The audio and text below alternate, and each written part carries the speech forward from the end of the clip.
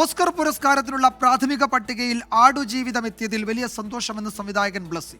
ഇന്ന് രാവിലെയാണ് ഇമെയിൽ വഴി സന്ദേശം ലഭിച്ചത്. തെരഞ്ഞെടുപ്പിൽ മത്സരിക്കുന്നത് പോലെയുള്ള ഒരു പ്രക്രിയയാണിത്. അക്കാദമി അംഗങ്ങൾ വോട്ട് ചെയ്യുമെന്ന് തന്നെയാണ് പ്രതീക്ഷയെന്നും അദ്ദേഹം 24-നോട് പറഞ്ഞു. സംവിധായകൻ ബ്ലസ്സി നമ്മോടൊപ്പം ചേരുകയാണ്. സർ, ആദ്യമേ സന്തോഷം.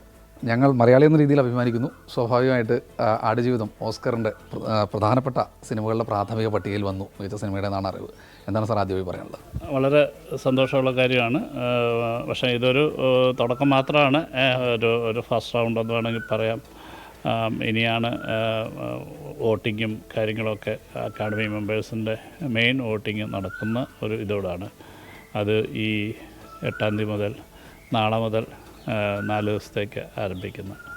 അതിലാണ് നമുക്ക് ഇത്രയധികം ആൾക്കാരെ ഈ സിനിമ എത്തിക്കുക എന്ന് പറയുന്നതാണ് ഇതിൻ്റെ അകത്ത് ഏറ്റവും വലിയ ടാസ്ക് എന്ന് പറയുന്നത്. അതിന് എത്രത്തോളം നമ്മൾ വിജയിക്കാൻ കഴിഞ്ഞിട്ടുണ്ടോ എന്നുള്ളത് അറിയത്തില്ല.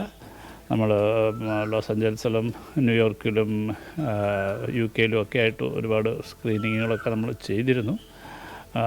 ഇന്ത്യയിലും പല സ്ഥലത്തും നമ്മൾ സ്ക്രീനിങ് ചെയ്തിരുന്നു.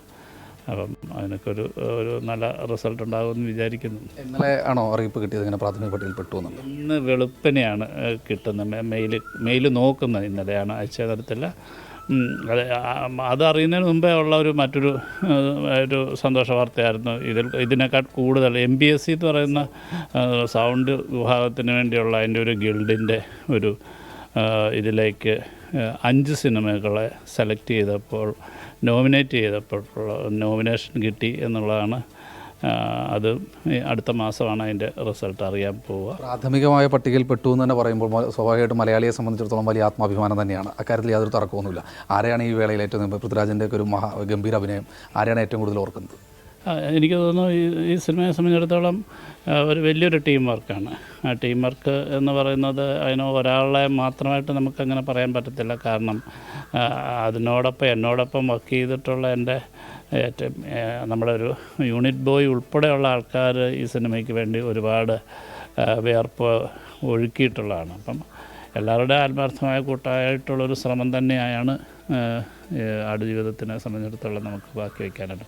ഓഫ് കോഴ്സ് പൃഥ്വിരാജ് ഉൾപ്പെടെ ഉള്ള ആൾക്കാർക്ക് ഒരു വലിയ പങ്കുണ്ട് അതിനകത്ത്. ഇതുവരെ എത്തിയത് മലയാളത്തിൻ്റെ ഭാഗ്യം. മുന്നോട്ട് പോകട്ടെ. സഞ്ജയ് ഇക്ബാലിനൊപ്പം ശ്രീകുമാരൻ, 24 പത്തനംതിട്ട.